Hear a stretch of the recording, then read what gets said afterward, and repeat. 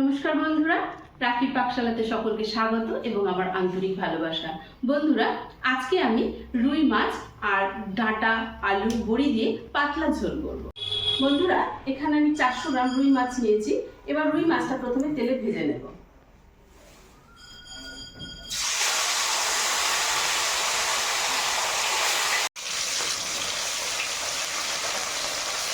হয়ে গেছে, এবার তুলে নেব।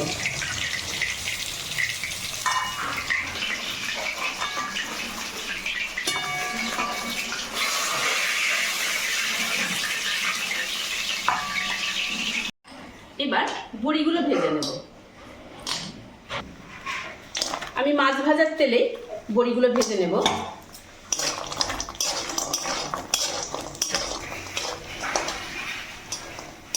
বড়ি ভাজা হয়ে গেছে, এবার তুলে নেব।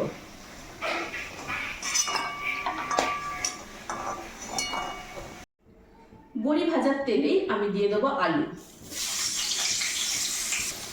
আজকের এই রেসিপিটা একদম ঘরোয়া পদ্ধতিতে এবং খেতে কিন্তু অপূর্ব টেস্ট হবে। এই ডাঁটা আলু বড়ি রুই মাছের দিয়ে যে ঝোলটা হবে, পাতলা ঝোল, সেটা কিন্তু খেতে অপূর্ব হবে। এবার আমি ডাঁটা আলুটা ভালো করে একটু ভেজে নেব।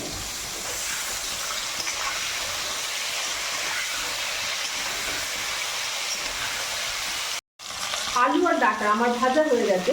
দেখুন, ভাজাটা এরকম অবস্থায় হবে। এবার আমি নামিয়ে নেব।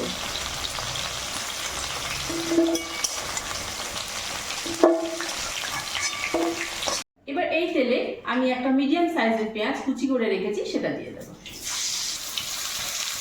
তার সঙ্গে 3টে আমি কাঁচা লঙ্কা দিয়েছি, সেটা দিয়ে দেব।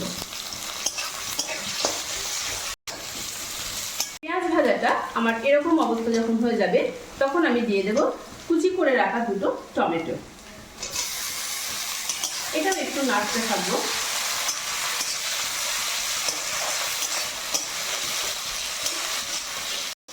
টমেটোটা প্রায় নরম হয়ে গেছে। এবার এর মধ্যে আমি 1 চামচ আদা বাটা, 1 চামচ রসুন বাটা, 1 চামচ জিরে গুঁড়ো, 1 চামচ ধনে গুঁড়ো আর 1 চামচ মতো হলুদ আর কালারের জন্য 1 চামচ আমি রেড চিলি পাউডার দিয়েছি। এটা দিয়ে নেব। মশলাটা একটু ভালো করে কষিয়ে নেব। সামান্য পরিমাণ জল দিয়ে নেব এর মধ্যে।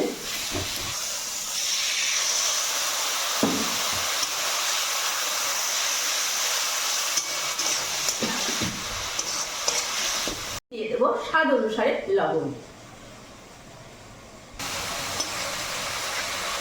মশলাটায় অল্প অল্প জল দিয়ে একটু কষিয়ে নিতে হবে।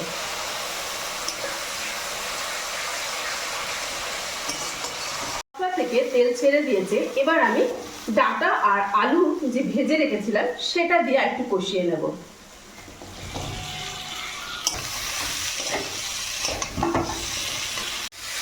ডাঁটা আলু দিয়ে যে মশলাটা কষা, আমার মশলা কষা হয়ে গেছে। এবার জল ঢেলে দেব।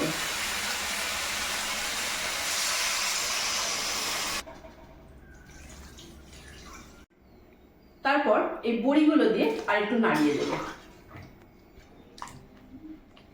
এগুলো দিয়ে দেব।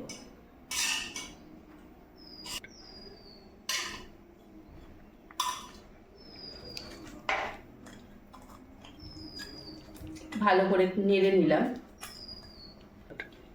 আর একটু লবণের প্রয়োজন আছে, সেজন্য একটু লবণ দিয়ে নিলাম। যেহেতু আমি আজ মাছের তরকারিতে ডাঁটা আলু বড়ি ঝোল করছি, সেই জন্য জলটা কিন্তু একটু বেশি দিতে হবে, কারণ বড়িতে জল টেনে নেবে। সেই জন্য লবণটা একদম আপনারা ভালো মতো আর একবার টেস্ট করে নিয়ে দেবেন। এবার ঢাকা দিয়ে আমি আঁচটাকে একদম লো টু মিডিয়াম করে রেখে বড়ি সিদ্ধ হওয়া পর্যন্ত রেখে দেবো। মাঝে একবার আমি নেড়ে দেখে নেব যে বড়িটা সিদ্ধ হয়েছে কিনা। এবার আমি ঢাকাটা তুলে তরকারি নামিয়ে নেব। আমি মাঝে একবার নেড়ে দিয়েছি, দেখেছি বড়ি একদম সিদ্ধ হয়ে গেছে। একদম সিদ্ধ হয়ে গেছে বড়ি। আমি এইরকম অবস্থায় নামিয়ে নেব।